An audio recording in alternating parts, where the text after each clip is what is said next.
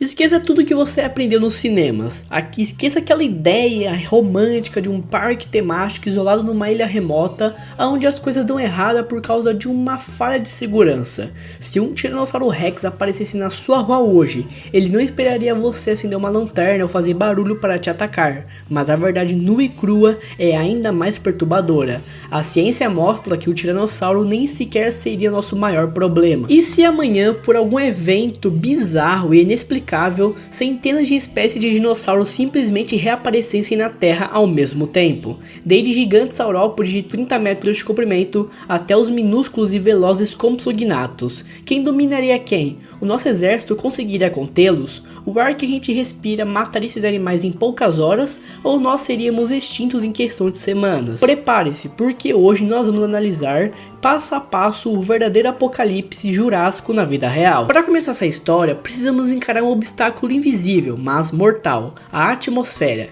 Existe um mito famoso na internet que se os dinossauros voltassem hoje, eles morreriam sufocados instantaneamente porque a atmosfera da Terra mudou radicalmente. Mas será que isso é verdade? Durante as eras Jurássico e Cretáceo, os níveis de oxigênio no nosso planeta variavam bastante, chegando em alguns momentos a picos de 30 a 25% contra os 21% que respiramos hoje. Mas os dinossauros saurópodes não teriam problemas graves de respiração na Terra atual devido aos níveis de oxigênio. O teor de oxigênio na atmosfera de hoje, que é cerca de 21%, é perfeitamente adequado e similar ao da grande parte do Mesozoico. Então, quando alguém diz, os dinossauros morreriam sufocados devido ao nível de oxigênio, isso é totalmente mentira, porque os níveis de oxigênio de hoje em dia facilmente carregariam os dinossauros de grande porte, afinal, existem elefantes por aí. E agora, o sistema respiratório dos carnívoros, dos terópodes, a família do Tiranossauro e do Velociraptor, eles eram incrivelmente parecidos com o das aves modernas.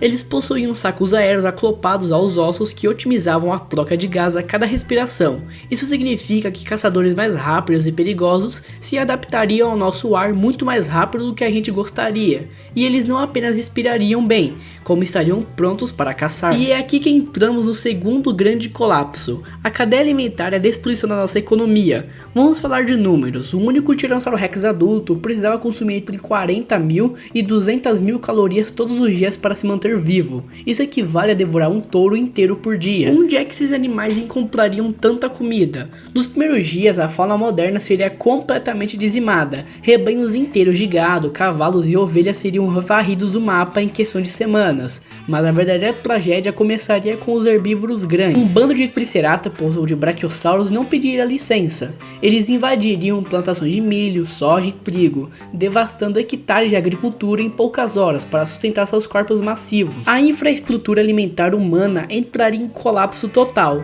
O preço da carne e dos grãos dispararia no mundo inteiro, gerando uma crise de fome global jamais vista na história da humanidade. E enquanto os grandes herbívoros destruíam fazendas, os carnívoros voltariam seus olhos para as cidades. Para um carnívoro pré-histórico, um ser humano é uma presa absurdamente fácil. Nós não temos garras, não temos carapaça, não corremos rápido e temos uma visão noturna péssima. Somos basicamente pacotes de proteína ambulantes e indefesos. Mas não se engane achando que um tiranossauro seria a nossa maior ameaça nas ruas. Os verdadeiros pesadelos urbanos seriam os carnívoros de pequeno e médio porte. Pense em matias de raptores como Deinonychus e Velociraptors. Eles não precisavam derrubar um prédio para matar. Eles conseguem entrar por janelas, pular muros, invadir garagens e se esconder em becos escuros. Eles se multiplicariam em uma velocidade assustadora, se adaptando-se a grandes metrópoles como se fossem ratos gigantes, inteligentes e famintos. Neste ponto você deve estar se perguntando, mas e a nossa tecnologia? Nós temos tanques de guerra, drones, mísseis teleguiados e caça de última geração.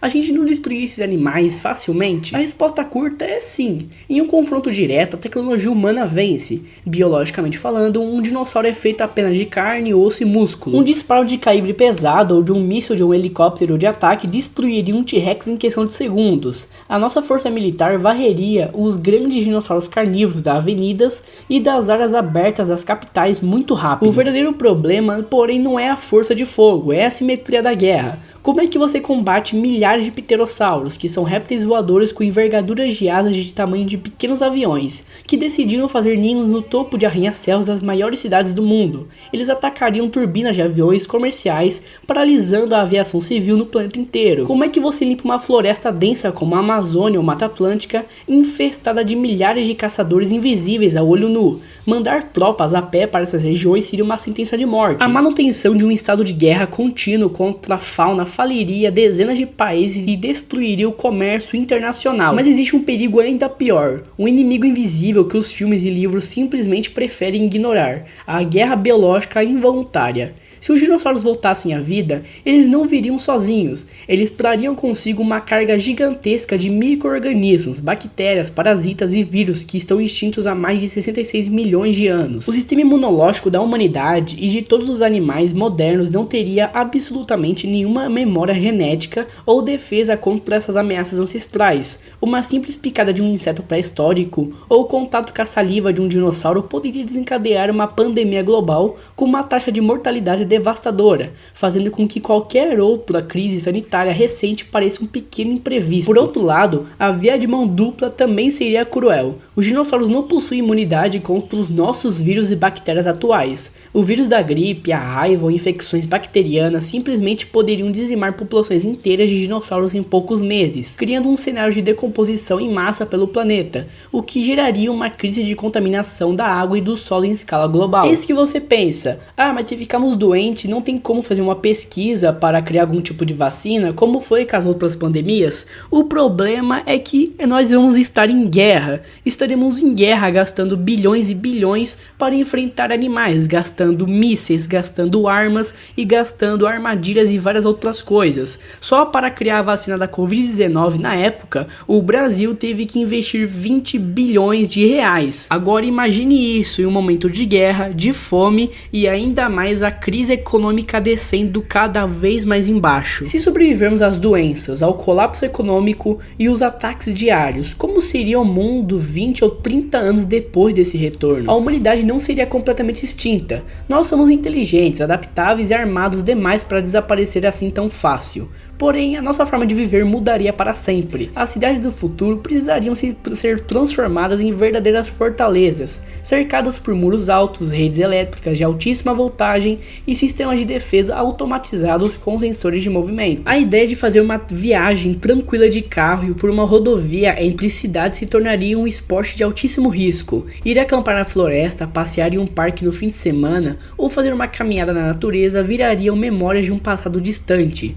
O turismo natural praticamente deixaria de existir. Nós não viveríamos em um mundo de fantasia ou em um parque de diversões controlado. Nós viveríamos em um constante e permanente estado de alerta militar. A grande questão que fica no final de tudo não é se a humanidade teria a capacidade de destruir os dinossauros até a extinção novamente. A grande questão é: quanto da nossa própria civilização, da nossa economia e da nossa liberdade nós teríamos que sacrificar para conseguir dividir o planeta com os maiores predadores que já pisaram na Terra. Se você chegou até aqui e gostou do vídeo, se inscreve no canal, deixa o seu like aí, na moral, cara.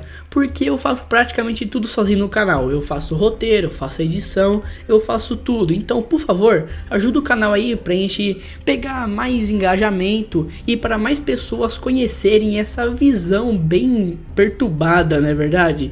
Então, muito obrigado por tudo, galera. E agora, fiquem com os próximos vídeos que eu estou deixando aqui para vocês, sugestões de vídeos. E agora, falou!